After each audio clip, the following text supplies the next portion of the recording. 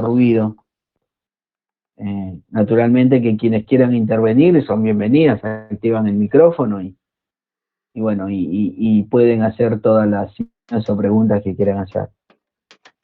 En el día de hoy lo que vamos a hacer es, vamos a continuar y vamos a abordar en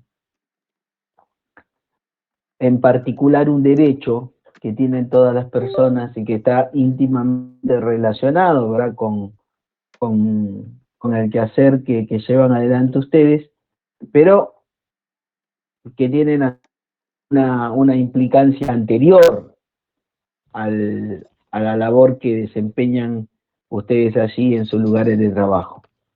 Me refiero al derecho a la libertad personal. Eso es lo que vamos a hablar ahora, ¿sí?, sobre el derecho a la libertad personal. Y en relación al derecho a la libertad personal, lo primero que tenemos que decir entonces es que, bueno, que es un derecho que tienen todas las personas, por el hecho de ser personas, y que no es un derecho absoluto, ¿sí? El derecho a la libertad personal es un derecho que puede ser limitado en su ejercicio por parte del Estado.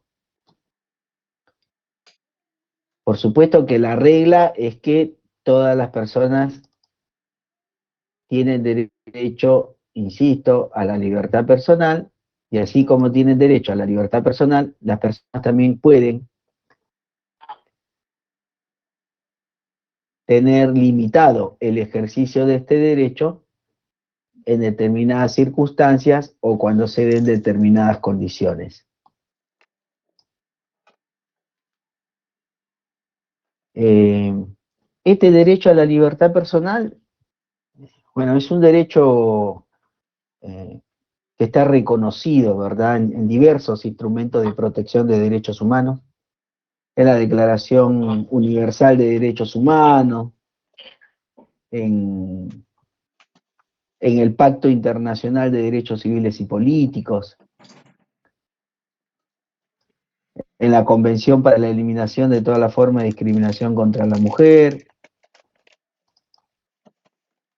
en la Convención sobre los Derechos del Niño, hay referencias también.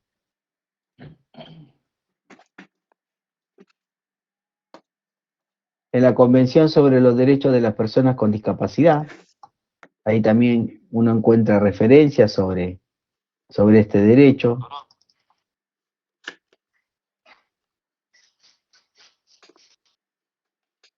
Y también, obvio que este derecho está reconocido en los instrumentos del sistema interamericano, ¿no? Es decir, en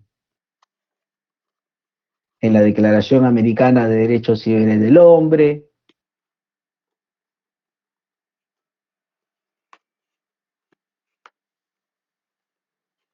en el Pacto de San José de Costa Rica. Si ustedes ven allí en el artículo 7,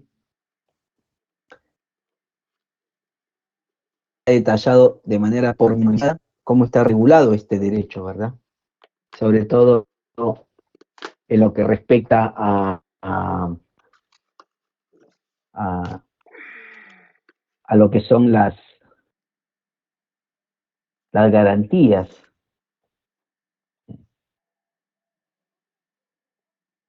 que se abren a favor de la persona cuando la persona es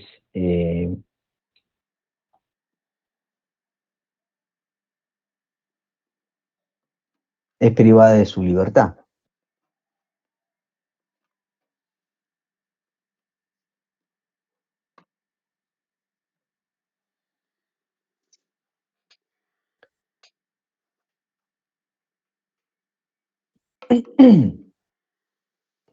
Este derecho a la libertad personal, obvio que también está reconocido en las normas jurídicas internas en nuestro país. Uno encuentra referencias sobre este derecho Bueno, sí, en la Constitución Nacional, por ejemplo, en el artículo 18, ¿verdad? Cuando se dice que nadie puede ser arrestado sino en virtud de una orden de autoridad judicial competente.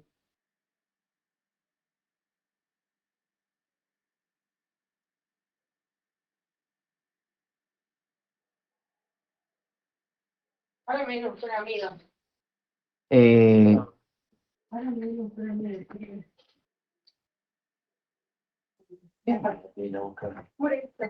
está prevista también, apaguen su micrófono, por favor, porque se escuchan conversaciones privadas que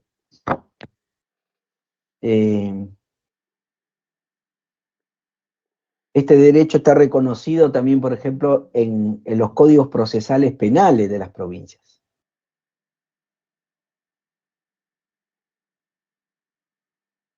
Sí, importante que sepan que en la Constitución Nacional no existe un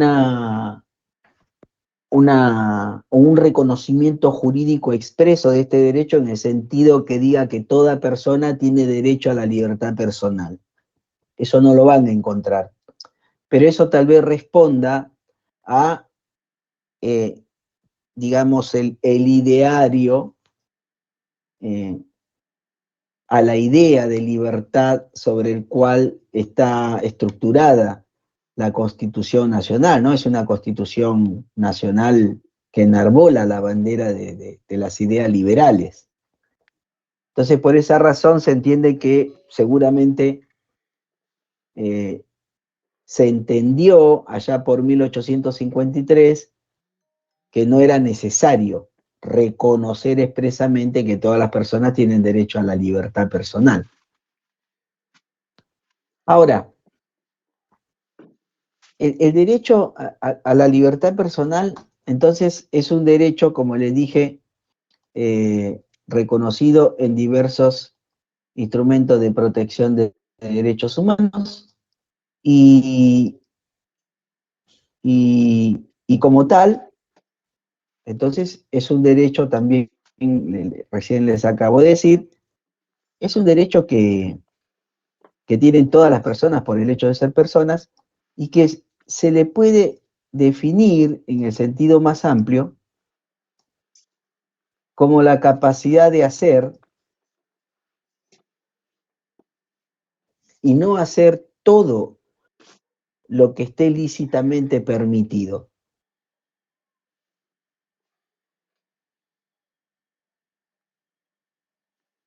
Ese derecho a la libertad personal es un derecho que, que cubre los comportamientos corporales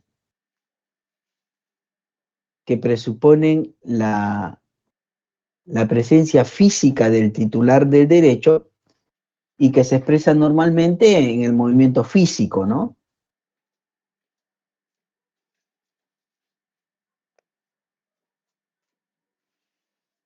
Entonces, claro, el ejercicio de este derecho, que se puede expresar de múltiples maneras,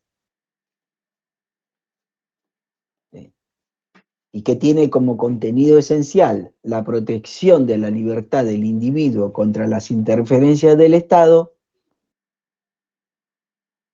tiene toda una serie de garantías que se consagran a favor de la persona, que constituyen límites infranqueables al ejercicio de la autoridad por parte del poder público. Y entonces, reitero que en este sentido, ese derecho a la libertad personal, entonces, tiene como regla que todas las personas son titulares de este derecho. Ahora, el Estado puede limitar el ejercicio, dije. Si el Estado limita el ejercicio de este derecho, entonces se van a abrir a favor de las personas toda una serie de garantías. cada vez que una persona es privada de su libertad, repito, se abren a favor de esa persona toda una serie de garantías. Y la garantía primaria, es decir, la primer garantía que se abre es que esa detención tiene que ser legal. O lo que es lo mismo, que nadie puede ser privado de su libertad de manera ilegal. ¿Y qué significa que nadie pueda ser privado de su libertad de manera ilegal? Significa que una persona solo va a poder ser privada de su libertad por los casos, las causas y las circunstancias que estén expresamente definidas en la ley y que esa privación se haga siguiendo los procedimientos objetivamente definidos en la misma.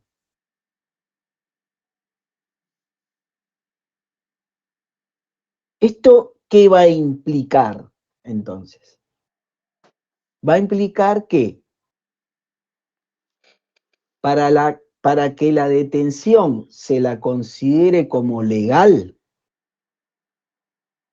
es necesario la concurrencia de dos principios, que son el principio de legalidad y el principio de tipicidad. Tienen que concurrir, se tiene que dar la conjunción de estos dos principios, ¿sí? Por el primero, por el principio de legalidad, entonces la garantía que informa, que bueno, que los supuestos que habilitan a una persona a que se le prive de libertad tienen que estar previstos en la ley. Tienen que estar previstos en la ley. ¿Sí? Esa es una primera cuestión. Y entonces, que estén previstos en la ley significa que... Perdón, les pido por favor que cierren el micrófono quienes no van a hacer uso de la voz.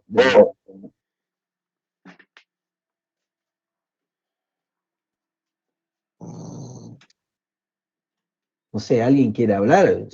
Por ahí quieren hablar y...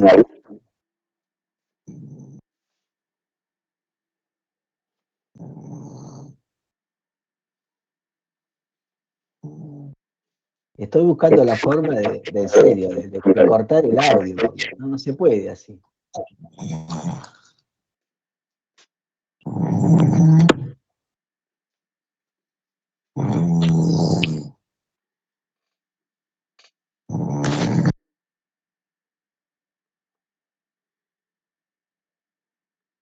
¿Usted, profesor, no lo puede bloquear de ahí, silenciar?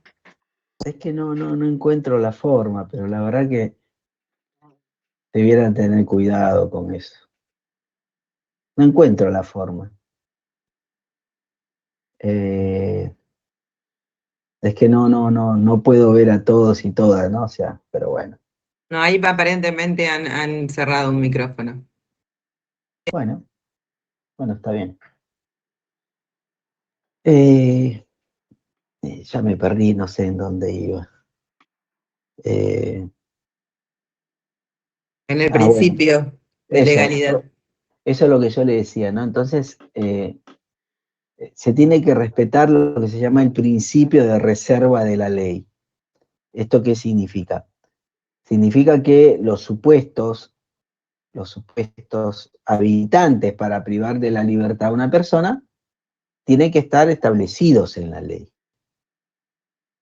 Ahora, pero esto, por supuesto, también conlleva de que cuando hacemos referencia a la expresión ley,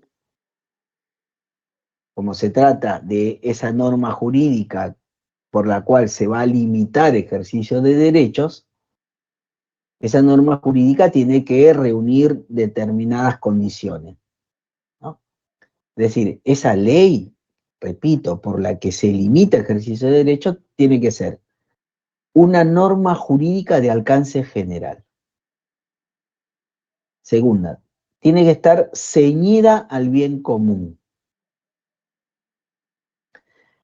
Tercera, esa ley tiene que haber sido sancionada por el órgano legislativo democráticamente elegido.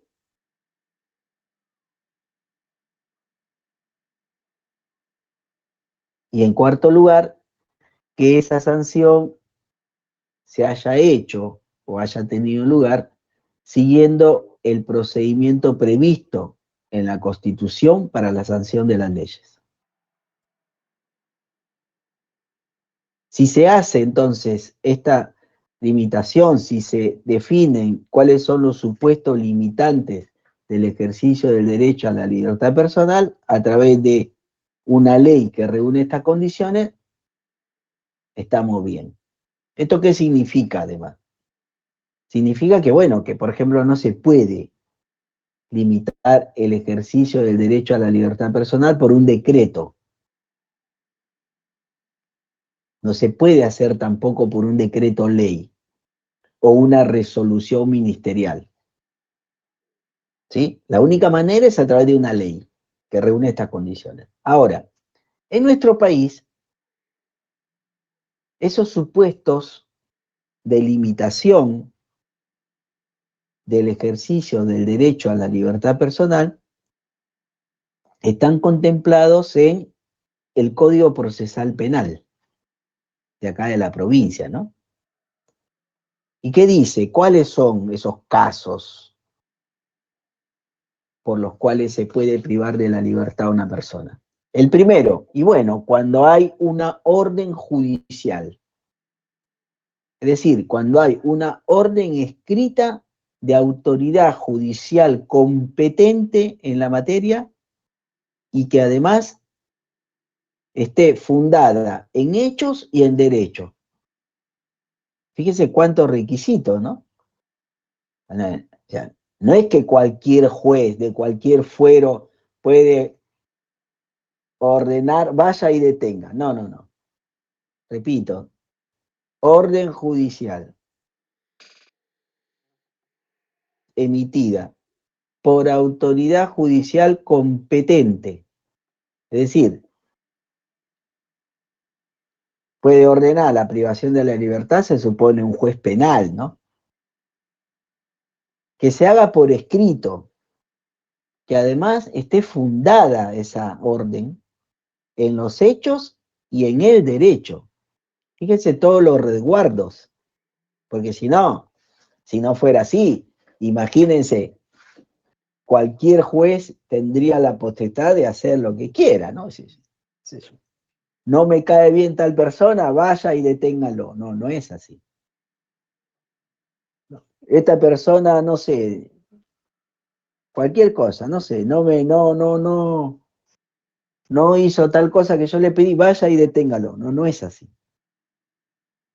El juez allí en esa orden tiene que explicitar cuáles son los hechos por los cuales se está ordenando que se le prive de la libertad, y eso tiene que además estar fundado en el derecho.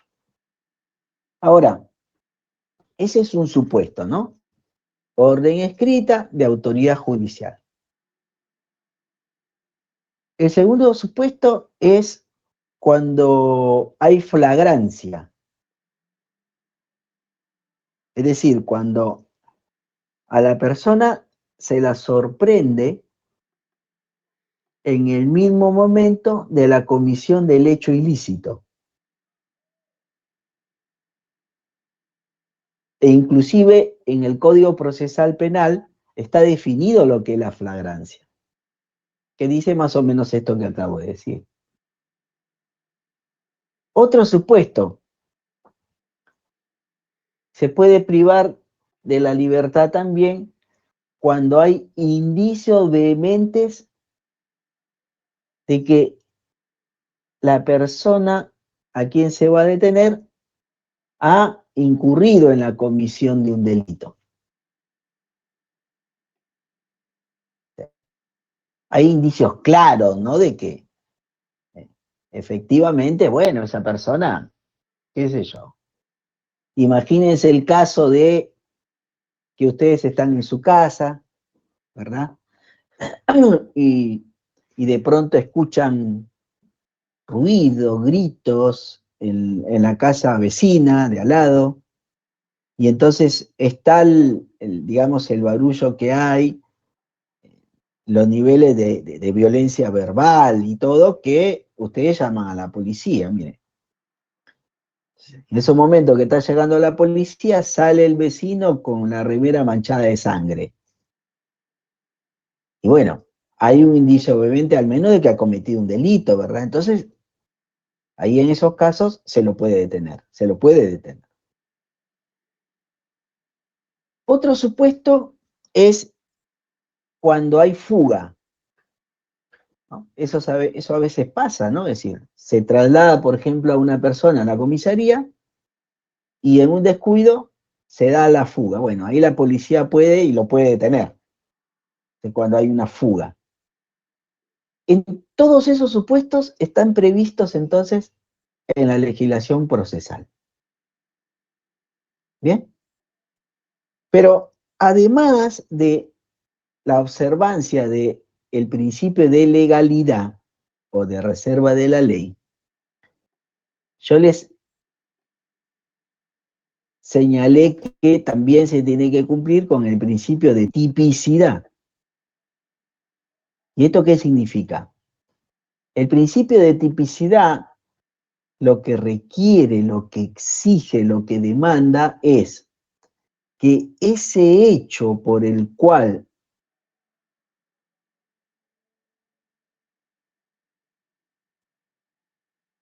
la persona puede ser detenido esté lo suficiente y objetivamente detallado para que la persona que va a proceder a la detención tenga muy en claro qué es lo que tiene que hacer. Que no le demande una apreciación subjetiva, un titubeo, decir, bueno, ¿corresponde o no corresponde en este caso que lo detenga? ¿No? Eso es digamos, que sea típico, que respete el principio de tipicidad. Que el agente policial, por ejemplo, que va a detener, no tenga ninguna duda, que tenga certeza absoluta de que puede detenerlo porque hay un hecho establecido en la ley que lo habilita.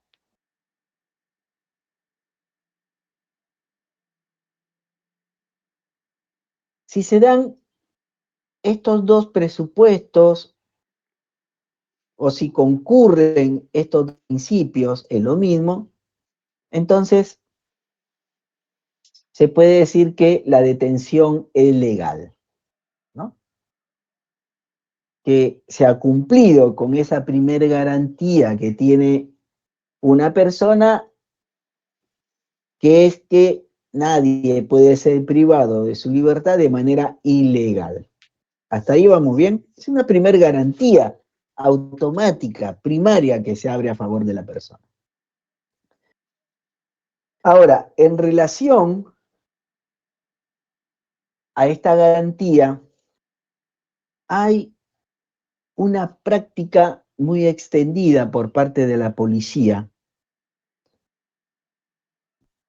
que es, sin lugar a dudas, violatoria de la garantía de la detención legal. Y me refiero a las detenciones por averiguación de identidad, ¿no? Yo no sé si ustedes han visto, seguramente sí, cuando la policía detiene a personas, pero no en el marco de la preparación de un delito, que ahí sí corresponde que la detenga, ¿no? No me refiero a esos casos en donde la policía considera que hay un acto preparatorio de la comisión de un delito o alguien que comete un delito y la detiene y la tiene que identificar. No, no, no.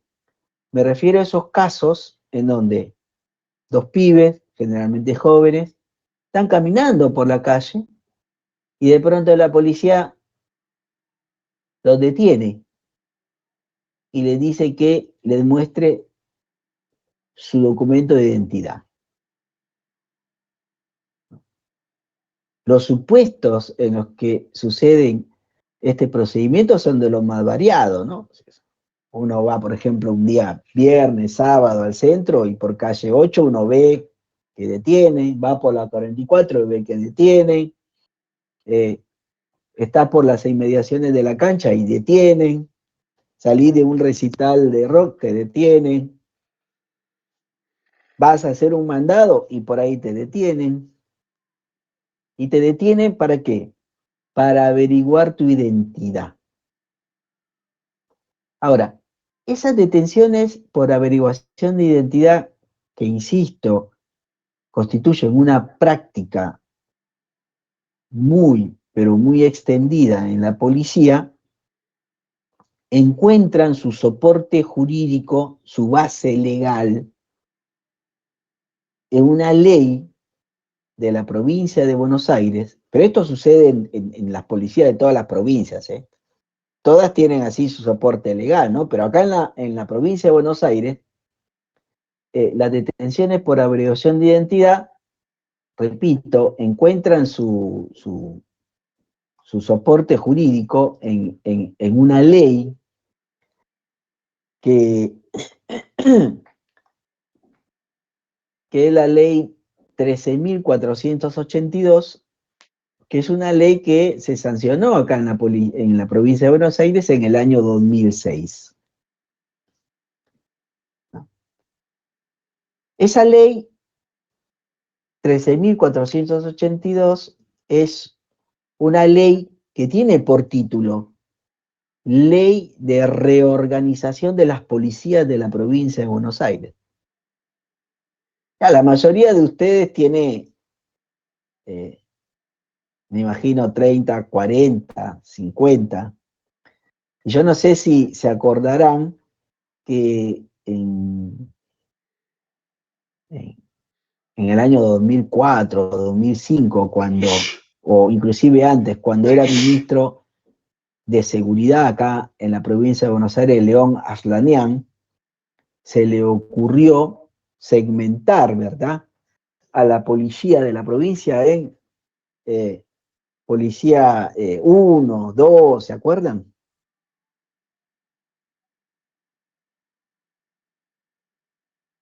Entonces, eso fue un fracaso. La verdad que no resultó. Y entonces se sancionó esta ley por el cual se reorganizaban las policías de la provincia de Buenos Aires. Y allí, en esa ley,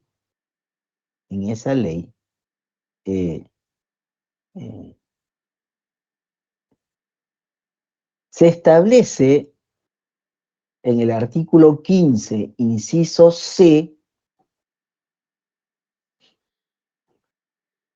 la facultad policial para detener por averiguación de identidad. En este artículo 15, inciso C, que es un verdadero agujero negro, allí se autoriza al personal policial a limitar la libertad de las personas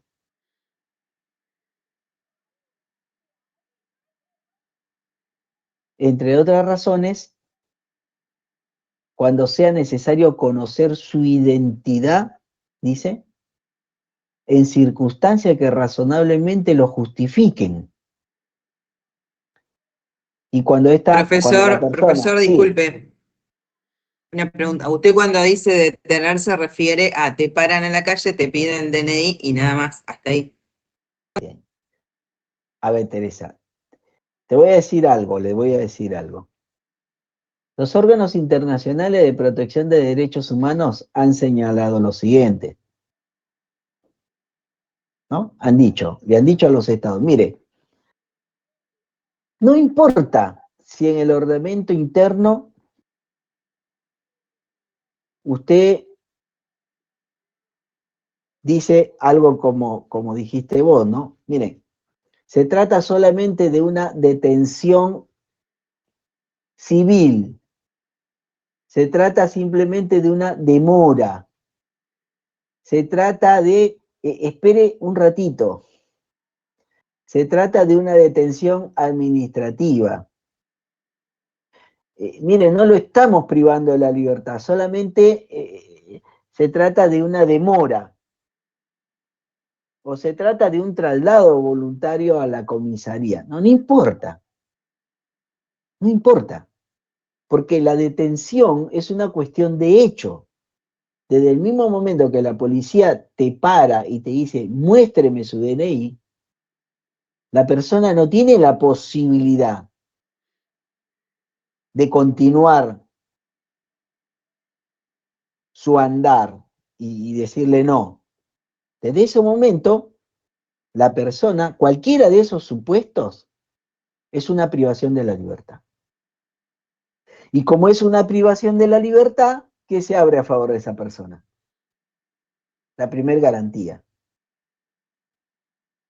¿Qué significa? Me pueden detener, pero la detención tiene que ser legal. ¿Se entiende?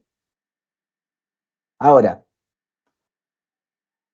esa práctica de detener por averiguación de identidad, insisto, supuestamente tiene una base legal, que es este artículo 15, inciso C, que estoy comentando, ¿verdad? De la ley 13.482. Pero fíjense lo que dice ese artículo 15, inciso C. O sea, en realidad el artículo 15 lo que dice es que la policía puede privar de la libertad. En el inciso A, ¿a qué se refiere? Cuando se lo ordena un juez. En el inciso B, y bueno, cuando hay flagrancia, indicio obviamente que cometió un delito. O sea, repite los supuestos del Código Procesal Penal.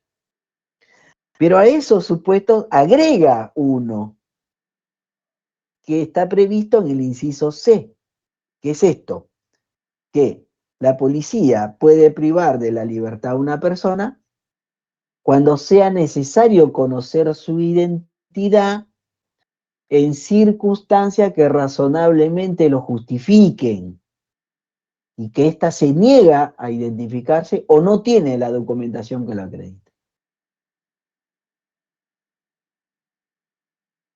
Este supuesto respeta el principio de legalidad y el principio de tipicidad.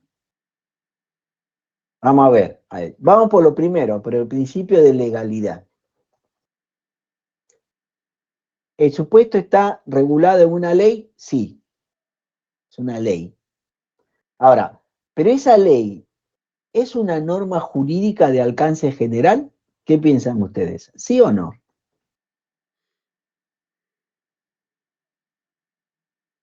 Silvia, para vos, ¿es una norma jurídica de alcance general?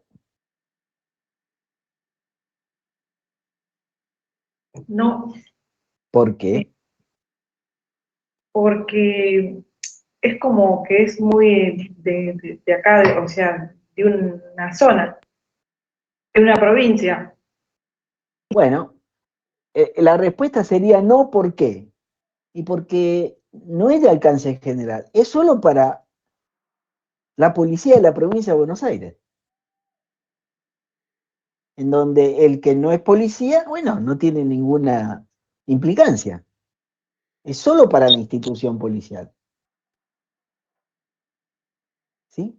¿Está ceñida al bien común? Tampoco, porque su nombre lo indica, es una ley de unificación de las policías de la provincia. Entonces, ya ahí pareciera ser que el principio de legalidad está en crisis. ¿Respeta el principio de tipicidad? O sea, ¿qué significa que la policía puede detener a alguien para averiguar identidad? Dice, en circunstancias que razonablemente lo justifiquen. Bueno, ¿qué significa eso?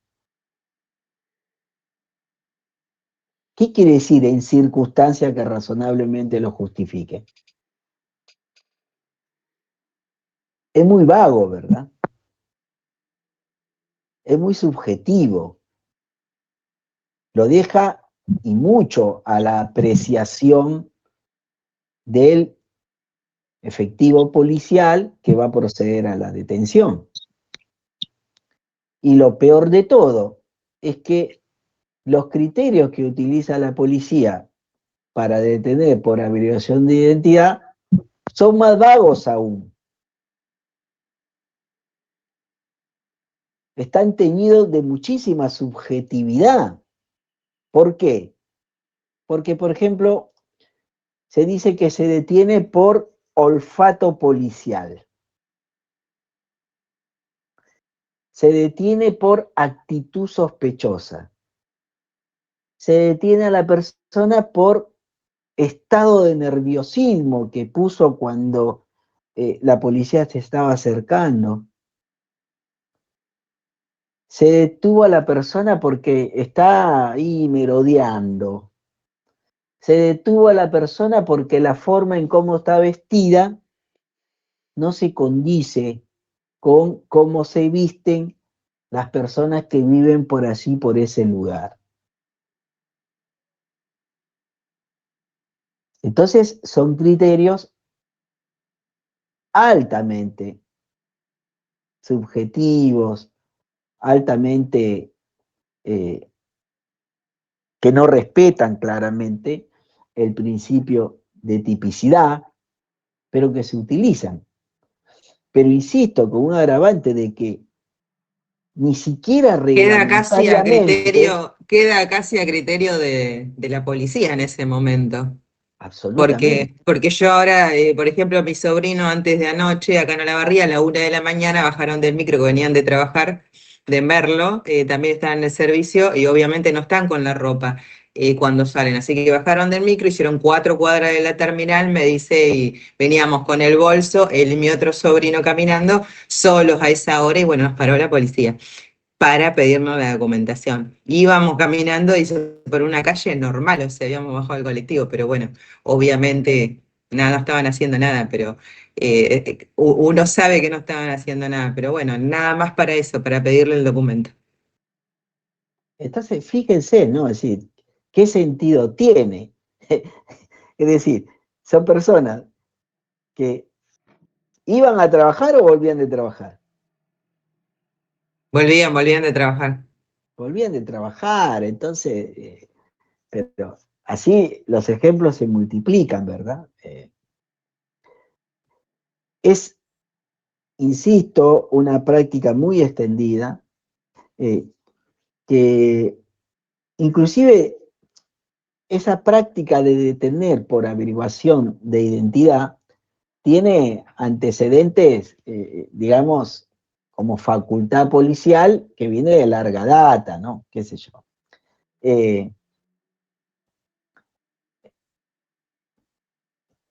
Tiene, por ejemplo, como antecedente un reglamento de la policía de la provincia de Buenos Aires, que fíjense la fecha, es del 23 de diciembre de 1880, ¿desde cuándo?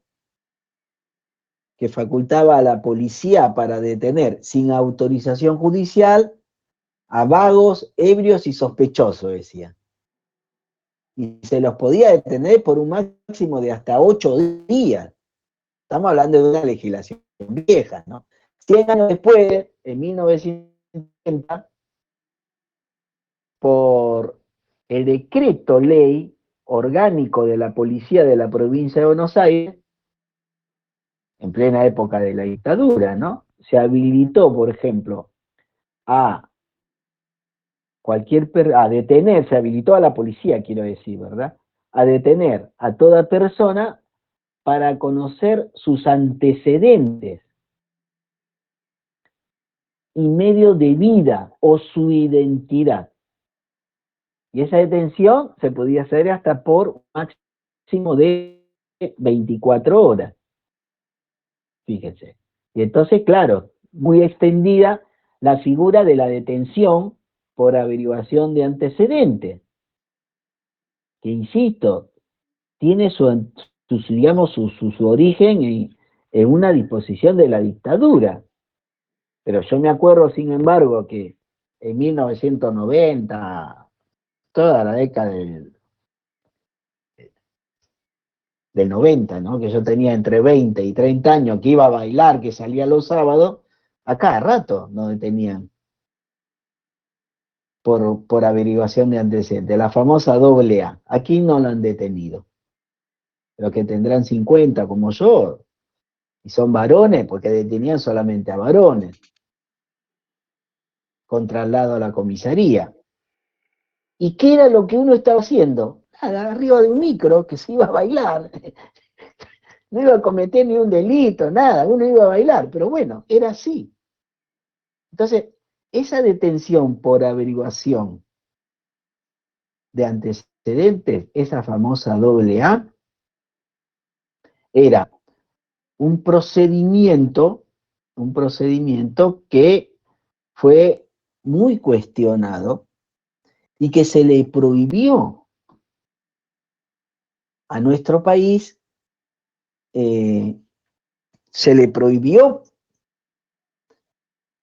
por una sentencia de la Corte Interamericana de Derechos Humanos que dictó en el caso Bulacio.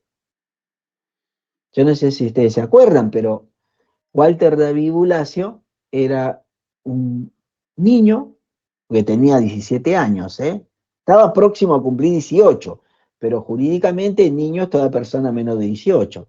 O sea, era un niño, un adolescente, que en una oportunidad en la que fue a ver a Patricio Rey y sus redonditos de ricota, allá en el Estadio Obras Sanitarias de Buenos Aires, fue detenido en el marco de una razzia para averiguar antecedentes. A él y a otro, a un grupo numeroso, se lo traslada a la comisaría. En la comisaría les pegan una paliza y se ve que con Bulacio se le fue la mano. Y entonces, cuando vieron que estaba muy golpeado, lo trasladan hasta el Hospital Posadas. Y en el Hospital Posadas murió a los 2 días como consecuencia de los golpes recibidos, ¿no? Bueno, por ese hecho, a la Argentina se le atribuye responsabilidad internacional y la Corte Interamericana le dice a nuestro país, córtenla, la policía no puede hacer razzia. Eso es violatorio del derecho a la libertad personal y del derecho a la presunción de inocencia. Entonces, ¿qué hizo la policía? Como ya no podía detener por averiguación de antecedentes, ¿qué dijo? Me queda detener para averiguar identidad. Pero en relación a esto, pasa algo también que es muy contradictorio, ¿verdad?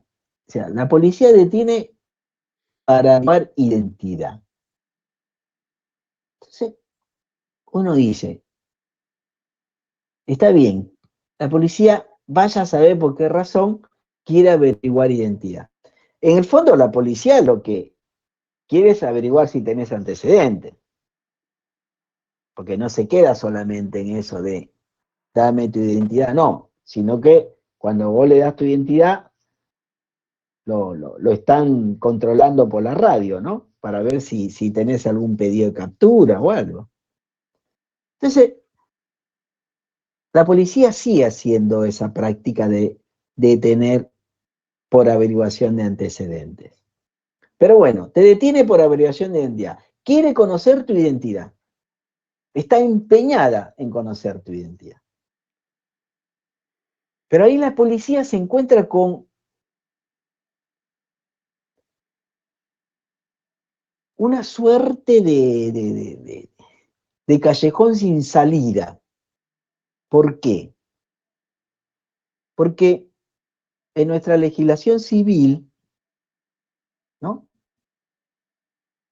Los únicos documentos que acreditan la identidad de una persona son la partida de nacimiento y el documento nacional de identidad.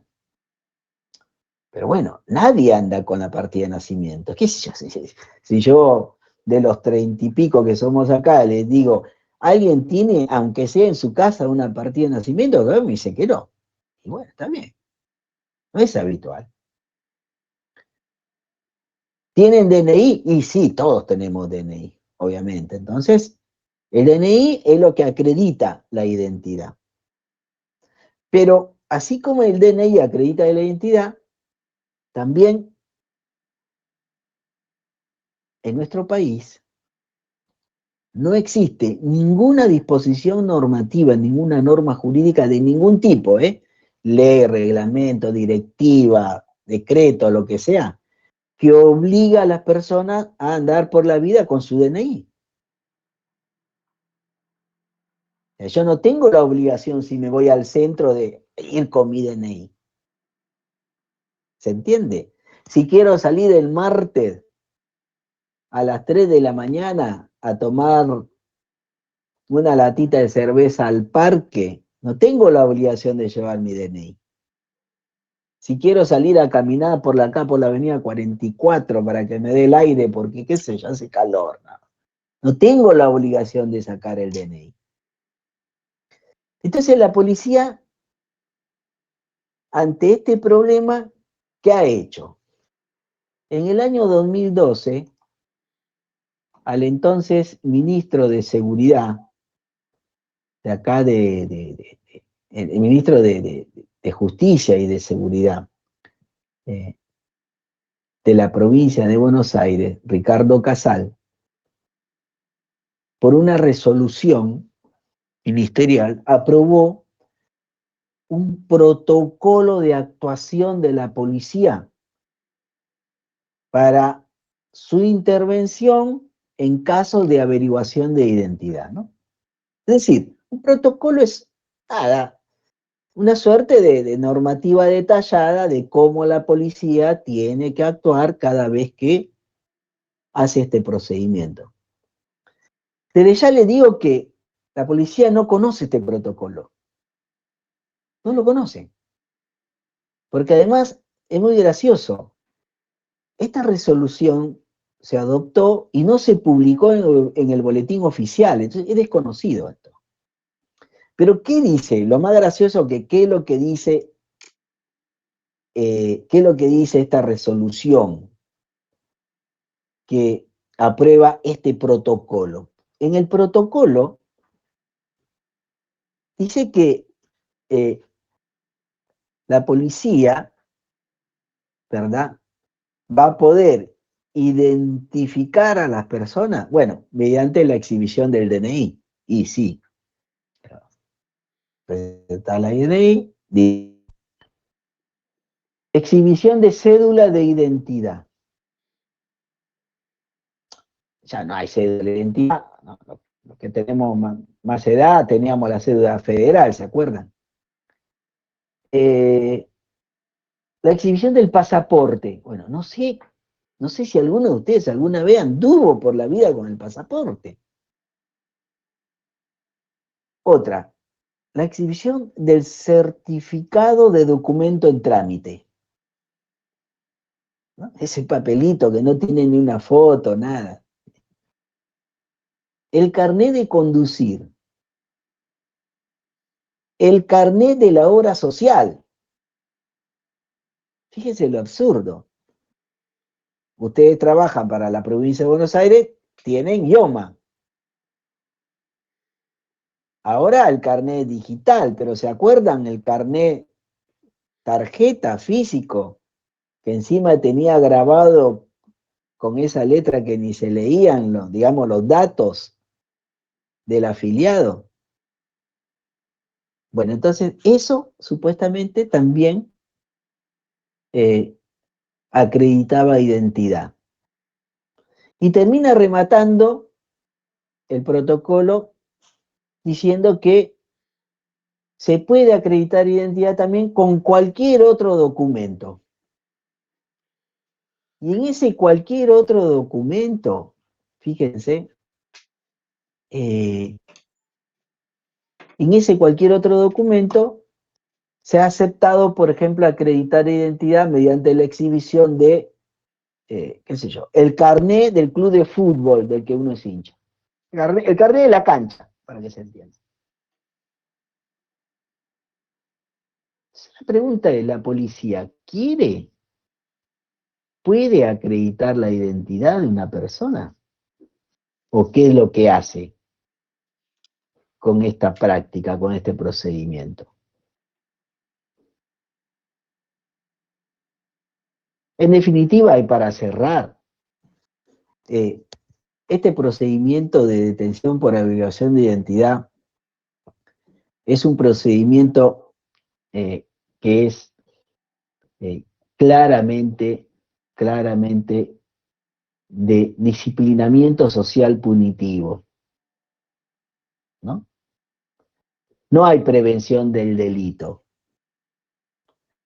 No hay prevención del delito. Además que la policía, fíjense, ejerce en gran medida esa facultad de identificación y de registro a través del uso de perfiles discriminatorios. Es decir, siempre a quien lo detienen por averiguación de identidad es joven, pobre, de determinados rasgos físicos, morochos, ¿no? Que tienen determinada, qué sé yo, determinado modo de vestirse. Y entonces, ese uso de estos perfiles supone una presunción de culpabilidad contra toda persona que encaje en esos perfiles. Entonces, esa detención no hace una evaluación caso por caso para saber cuáles son las razones objetivas que indiquen efectivamente que una persona esté vinculada a la comisión de un delito. Ya el hecho de tener ese perfil te hace culpable. Y lo más grave de todo, ¿verdad? Es que lo más grave de todo es que además esa modalidad, ese procedimiento, en rigor de verdad, la policía lo utiliza para hacer la denominada estadística. Y esa estadística, obviamente, la policía lo hace para presentar al Ministerio de Seguridad y para que el Ministerio de Seguridad, bueno, diga, qué bien, cómo trabaja la policía, ¿no? Qué bien que está haciendo su labor. Entonces viene el comisario de guardia y dice, miren, hoy tienen que parar a 20, no sé. Algunos se los traslada a la comisaría, otros no, pero a quienes se le traslada a la comisaría, supongamos un viernes a las 3 de la mañana y por ahí se tienen que quedar todo el fin de semana, porque ¿cómo hacen para averiguar la identidad de esa persona si no tiene un documento? Ahora, si la policía traslada a la comisaría, tiene que cumplir ciertas obligaciones, ¿no? Que no las cumple. Primero, dejar registrado en el libro de guardia día, hora de ingreso. ¿Quiénes son los agentes policiales que intervinieron y cuáles son las razones que llevaron a detener? Tercero, se tiene que dar aviso inmediatamente a la autoridad judicial de turno para informarle que, bueno, que se detuvo. Entonces uno le pregunta a la policía, el viernes a las 3 de la mañana, vos lo llamás, ¿no?, al juez de garantía de turno para decirle que trajiste a estos dos pibes. ¿Cuál piensan que es la respuesta?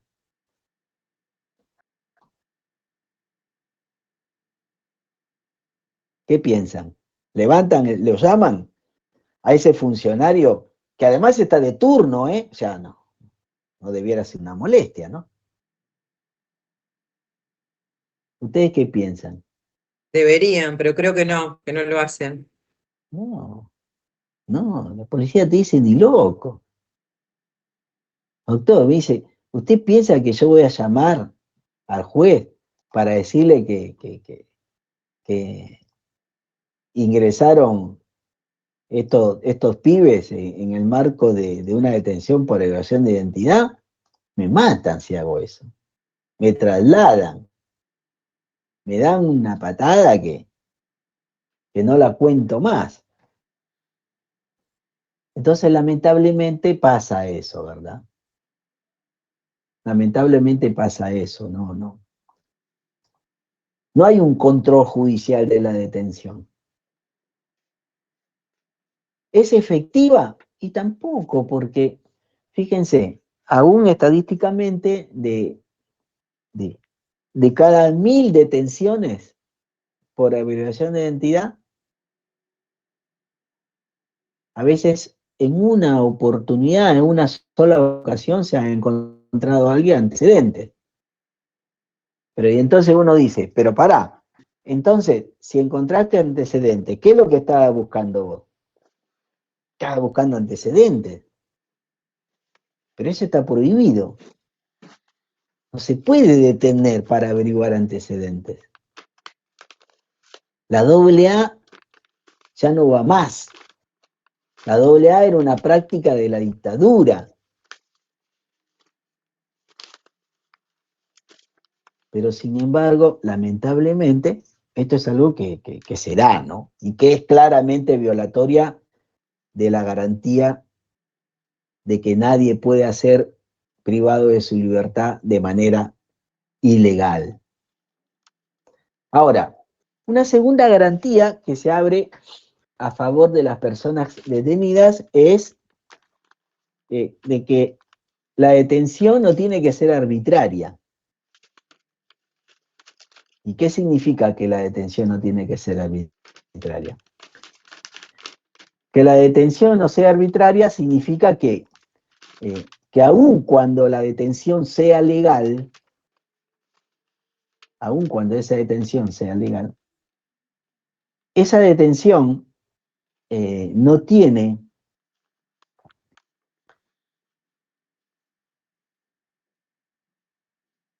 que ser irrazonable, desproporcionada, violatoria de otros derechos.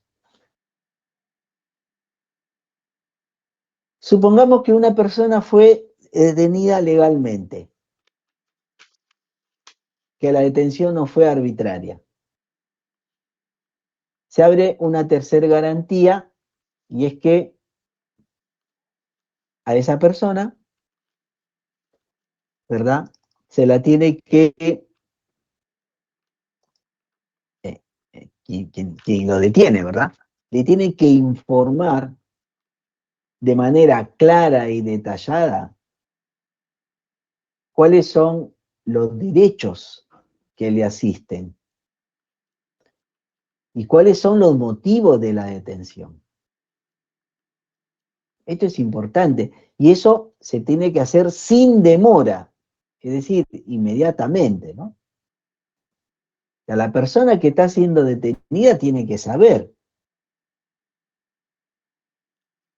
tiene que conocer cuáles son los motivos, el por qué es que se la está deteniendo.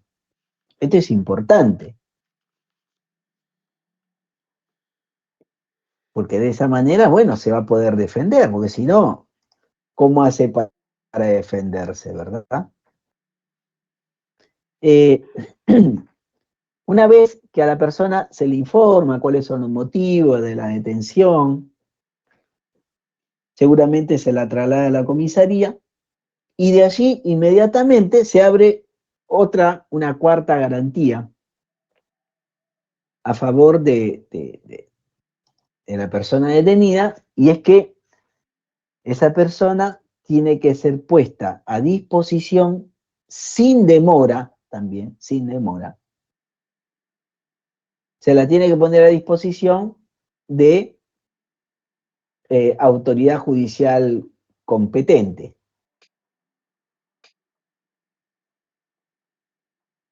Y entonces allí a esa persona se le tiene que poner a disposición del juez, de la jueza, y entonces allí el juez o la jueza va a hacer un control de legalidad de la detención y va a tomar una decisión, ¿verdad?, en relación a esa persona. Entonces, son dos vías posibles y únicas, que son excluyentes. El juez va a decidir, o la jueza penal va a decidir si esa persona va a soportar esa investigación penal preparatoria que pesa en su contra, gozando de libertad ambulatoria. Si es así, significa que se le otorgó el beneficio de la excarcelación. Cuando dice, miren, le dieron la excarcelación.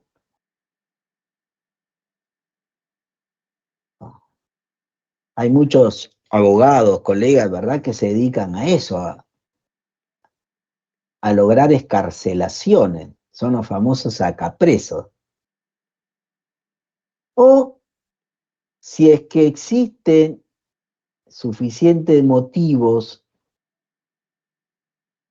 de sospecha de que la persona ha incurrido en la comisión de un delito, entonces allí el juez puede optar por dictar auto de prisión preventiva. ¿Esto qué significa? Que la persona va a tener que soportar ese proceso penal, esa investigación penal preparatoria en su contra, privada de su libertad. Y vamos a hablar entonces de la prisión preventiva, ¿verdad? La prisión preventiva es una medida cautelar que solo puede ser impuesta cuando existan elementos probatorios suficientes que permitan suponer razonablemente que la persona sometida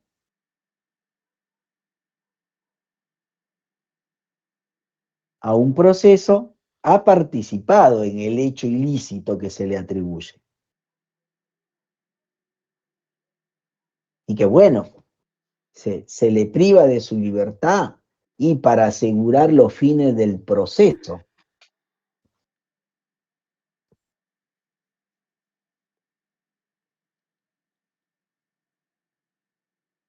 Ahora, pero como a la persona privada de su libertad preventivamente se le está quitando lo más preciado que tiene, que es la libertad personal, obviamente la aplicación de la prisión preventiva tiene un carácter excepcional, restrictivo. La regla es la libertad. La excepción es prisión preventiva. Es decir, la regla es que las personas que estén sometidas a un proceso penal puedan transitar todo ese proceso penal gozando de libertad ambulatoria. Pero eso no significa que el día de mañana, cuando se llegue a un juicio, se determine su responsabilidad penal y que, bueno, y que le, gracias, y que se le imponga una pena privativa de la libertad.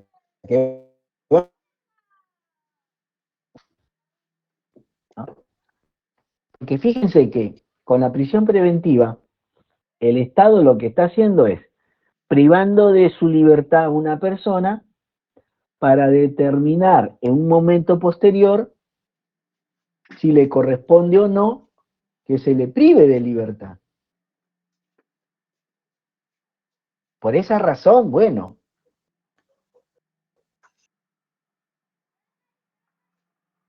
el dictado de prisión preventiva tiene que tener un carácter restrictivo, tiene que ser la excepción. Pero sin embargo, en nuestro país y en muchos estados de la región, la regla se ha subvertido, se ha invertido. ¿Qué quiero decir? Que la regla es prisión preventiva y la excepción, libertad durante el proceso.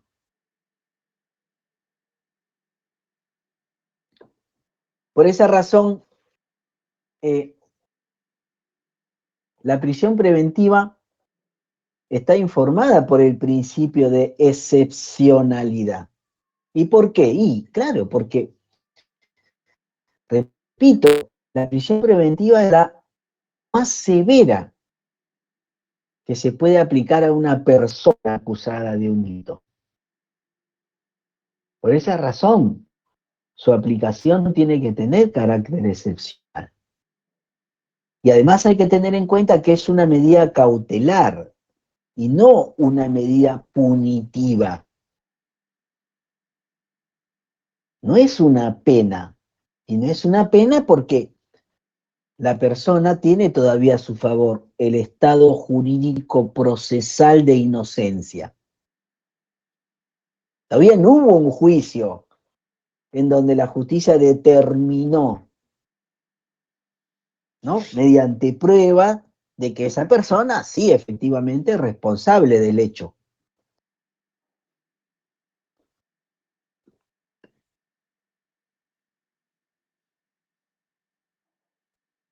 Ahora,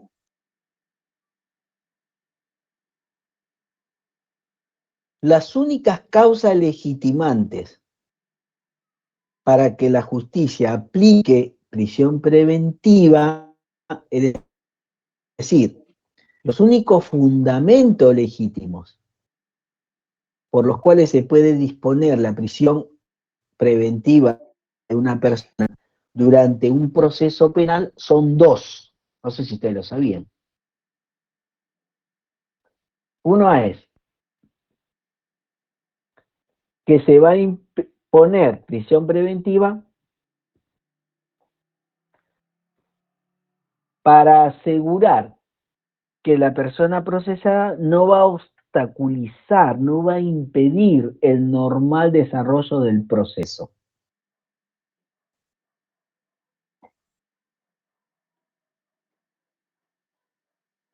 Y la otra causal es que la persona no eluda el accionar de la justicia, no se fugue, por ejemplo. Esos son los únicos dos presupuestos, no hay otros. Lo dicen todas las legislaciones.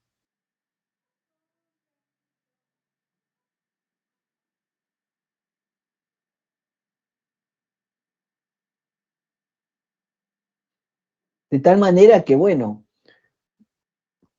que algunas causales para su aplicación que no son legítimas, pero que a veces se invocan o se utilizan, bueno, son contrarias al derecho a la libertad personal. ¿Qué quiero decir con esto? Y no se puede imponer prisión preventiva, por ejemplo, por la supuesta peligrosidad del delincuente, por la historia criminal del delincuente, para prevenir de que cometa nuevos delitos, para seguridad de la sociedad. Todas esas no son causales justificantes legítimas de privación de la libertad. Son otra cosa, llámenla como quieran, pero no son ajustadas a derecho, quiero decir. ¿Sí? Ahora,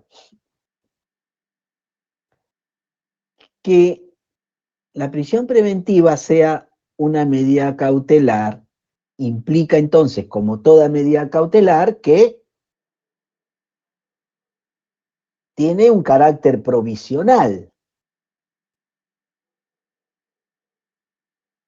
¿Qué implica esto? Que, bueno, que la justicia va a tener la obligación de revisar periódicamente si se mantienen las circunstancias que motivaron la aplicación de prisión preventiva.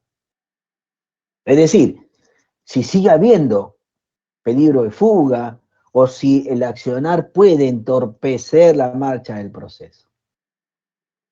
De tal manera que si ese riesgo procesal ya no existe, y bueno, lo que se tiene que hacer es decretar la libertad de la persona. Libertad ambulatoria, quiero decir, ¿eh? Sin perjuicio de que esa persona, después que está procesada, sea llevada a juicio y si se determina su culpabilidad, se le prive de libertad. Pero normalmente, ¿qué pasa? Ustedes lo conocen muy bien, ¿verdad? ¿Cuántas personas privadas de la libertad preventivamente existen en la población penitenciaria de la provincia de Buenos Aires? ¿Hay proporcionalidad en la aplicación de la prisión preventiva? ¿Se hace un juicio de proporcionalidad para dictarla en relación a los hechos que se investiga? En relación, qué sé yo, al fin que se persigue con la privación de la libertad. Digo esto porque ustedes lo saben muy bien, hasta hace muy poco el 60%, 70% de las personas privadas de la libertad en las unidades penitenciarias lo estaban de manera preventiva. Ahora con la utilización generalizada de algún instituto procesal, es que bueno, ha bajado considerablemente el índice, pero, por ejemplo, se echa mucho mano del juicio abreviado, pero igualmente el índice es muy alto, ¿no? Porque se lo ve como una victoria, ¿no? El servicio penitenciario dice, ahora es 50 y 50. Sí, pero bueno, no debe ser así. Y no debe ser así porque, como ustedes bien lo saben, nuestro país no se cumple con esa manda constitucional, con lo que manda la Constitución, con lo que mandan los órganos internacionales de protección de derechos humanos, de que en las cárceles, ¿no?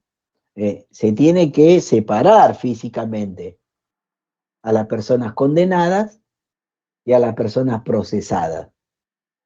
De que tiene que haber establecimiento carcelario, personas con condena firme, y establecimientos carcelarios para personas, bueno, que tienen un proceso encima. Eso no existe. O si la teoría, bueno, y de alguna información que recaba, pero tal vez usted, alguno me diga, no, mire, ya está pasando esto, hay lugares.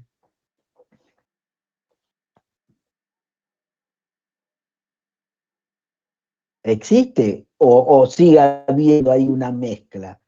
¿Y cómo repercute que esté una persona con condena firme y una...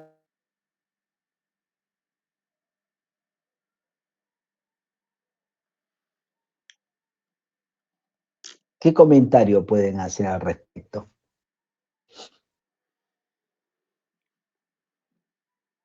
No, tienen una sana convivencia. Yo he trabajado en sistema de alcaidía y viven de manera normal, entre comillas, pero tienen una sana convivencia.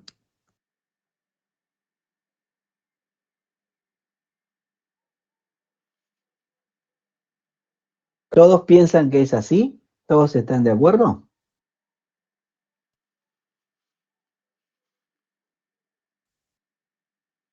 Profe, conviven Permiso, de profe. manera negativa. A ver, Mayra, perdón. No, primero y principal, respetar la ley, que dice que estarán discriminados por pabellón y alojamiento por su calidad de procesado penados. Y mucho más la gente que no tiene prisión preventiva. Pero Ya digo, por arrancamos eso, de ahí, pero digo, estamos violando. pero en la convivencia, ya sé que la ley no se cumple, pero en la convivencia, ¿cómo piensan que repercute, ¿no? El hecho de Y convivir hay una persona con una condena con alguien que está procesado? Conviven bien. Tengo internos conviviendo con prisión preventiva, sin prisión preventiva, con sentencia firme, procesado, y todos conviven bien. Profe, se Bien. convive de manera negativa igual. A ver, Y Rocío. sí, porque los condenados pueden estar con causas grandes, como, no sé, matar, robar, narcotráfico y demás, y el procesado puede estar por causas menores, y bueno, lo puede influir negativamente en la conducta y demás. Y tampoco tienen opción. A ver cómo es eso, Claro, no, Teresa. conviven todos juntos.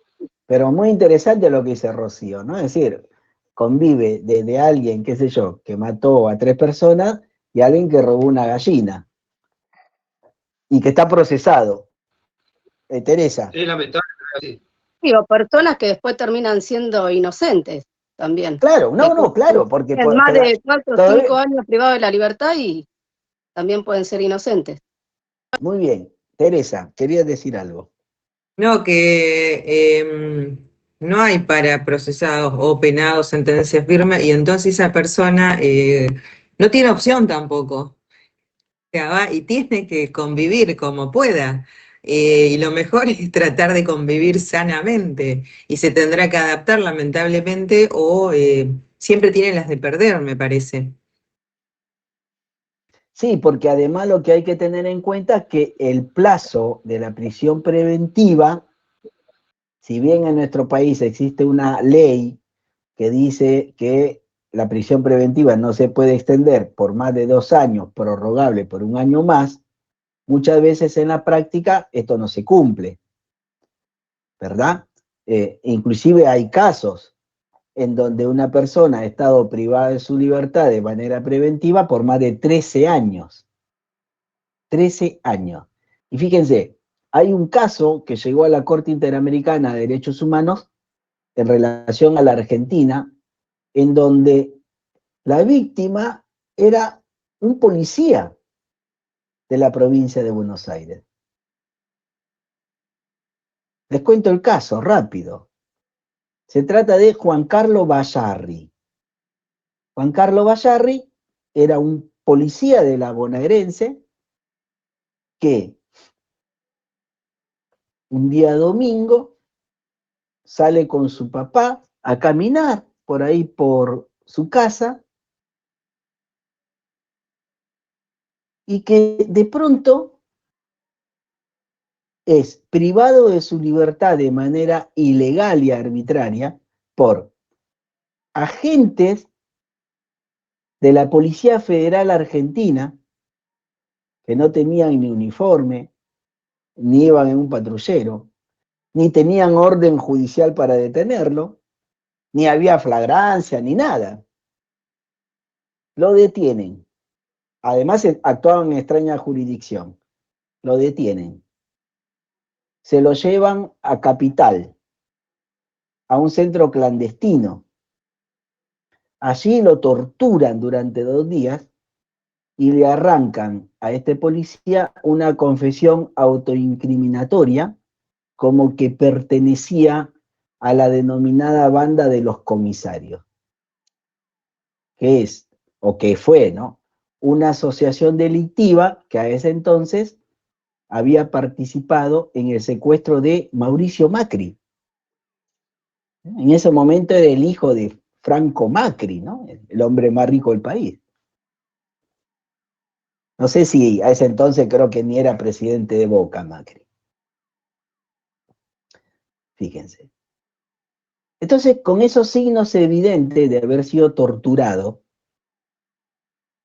lo presentaron ante un juez en lo criminal y correccional de Capital Federal y le dijeron, mire, acá tenemos a esta persona, acá está la confesión, mira, acá está el papel en donde confiesa con su firma de que él pertenece a esta banda de delincuentes que secuestró a Macri. ¿Y qué hizo el juez? Automáticamente dictó auto de prisión preventiva. Y Bayarri estuvo privado de su libertad preventivamente por más de 13 años. Obviamente, la Corte Interamericana le atribuyó responsabilidad internacional a la Argentina, le ordenó la inmediata libertad y declaró nulo todo el procedimiento, porque además le habían aplicado tortura. Pero fíjense lo perjudicial que puede ser para una persona, ¿verdad? Una persona que, Rocío, se demostró que era inocente, que no tenía nada que ver. Entonces, ¿cómo hace esa persona para recuperar su vida? Habiendo estado durante más de 13 años conviviendo con personas que se manejan con otros códigos, que tienen nada, ustedes ya lo saben, ¿no? Claramente que es muy, pero muy delicado, ¿verdad? Esto de que convivan personas que son, insisto, jurídicamente inocentes, porque todavía no se demostró su culpabilidad, con aquellos que sí ya tienen sentencia firme. Pero lamentablemente esto sucede, es así. Ustedes lo saben mejor que yo, por eso les pregunto. Ahora,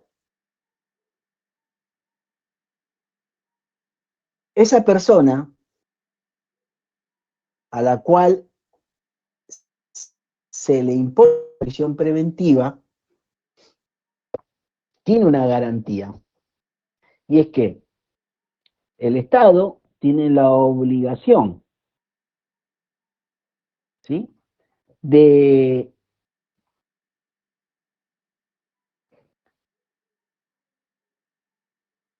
someterla a juicio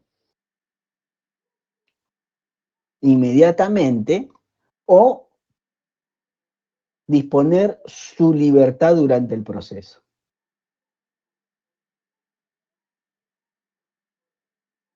¿Verdad? Es decir, toda persona privada de su libertad preventivamente va a tener el derecho a ser juzgada en un plazo razonable, o si no, a que se disponga su libertad durante el proceso. Esta es otra garantía muy importante, porque de esa manera, entonces, el Estado, bueno, tiene que activar, ustedes saben mejor que nadie que hay personas procesadas que están más de 2 años privadas de la libertad. ¿Es así o no? Esos plazos tampoco se cumplen. Por eso, creo que Iván, Sí. dígame, normalmente que ustedes conozcan algo así como grosero, que uno diga, no, pero mirá, está procesado hace 4 años. ¿Hay? Sí. 5 años. Sí, no me acuerdo ahora lo exacto, sí, pero más de 3 años seguro. 3, 4 años, sí. Porque la ley, la 24.390, dice 2 años 2 años más una más prórroga. 1 más, excepcionalmente. Claro, una prórroga de un año más, pero excede el año ese. Que inclusive esa prórroga es excepcional, no es la regla también, ¿no? Es decir, no, mirá, son 2 años. De manera excepcional, y me tenés que acreditar esa excepcionalidad, es 1 año más. Listo, 3, supongamos. Pero ¿cuánta gente hay privado de su libertad preventivamente por más de 3 años? Por eso les pregunto. Es mucha, ¿verdad? Muchas Entonces, veces lo hacen de una manera lo hacen declarar culpable con un juicio abreviado porque el que está detenido dice, bueno, ya llevo un cierto 3 años acá. Firmo 5 años y me voy a la calle. Y lo obligan, lo encierran pero por eso, a ver, y eso es peor, porque se distorsiona todo. Es inclusive hasta una extorsión, en donde el propio sistema lo que les ofrece es, mire, ya no importa si usted es culpable o inocente, hagamos una cosa práctica, como dice Iván. ¿Por qué no hacemos esto? Usted ya tiene 3 años privado de la libertad, ¿no? Arreglemos en un juicio abreviado la imposición de una condena de 5, y entonces usted ya está, puede tener salida transitoria. Pero es una vergüenza, porque entonces el Estado no cumplió con su tarea de detener para averiguar la verdad. Pero Se eso naturaliza pasa todo. hasta que a alguien le ponga el cascabel al gato y empiecen a juzgar a la justicia. Pero claro, pero bueno. El día que empiecen a juzgar a los fiscales, a los jueces, ese día van a empezar a trabajar a conciencia. Pero y encima para la justicia penal eso es un caso menos. Es como que dicen, bueno, listo, se resuelve ya, un caso menos. Y ni hablar si tuvo otra condena o antecedentes penales la persona que está siendo juzgada. Pero bueno, sí. Pero lamentablemente pasa eso, ¿verdad? Lamentablemente pasa eso. Bueno, muy bien. ¿Preguntas hasta acá? ¿Ninguna? Bueno, entonces nos vemos la semana que viene, que vamos a hablar ya sobre los derechos de las personas privadas de la libertad. ¿Sí? Bueno, gracias, profesor. Gracias, bueno, profe. Bueno, hasta luego. Hasta la Bueno, próxima. profe, gracias. Chao, chao. Chao, profe. Chao, hasta luego. Chao, chao, hasta luego. Chao, profe. Profe. Chao, chao.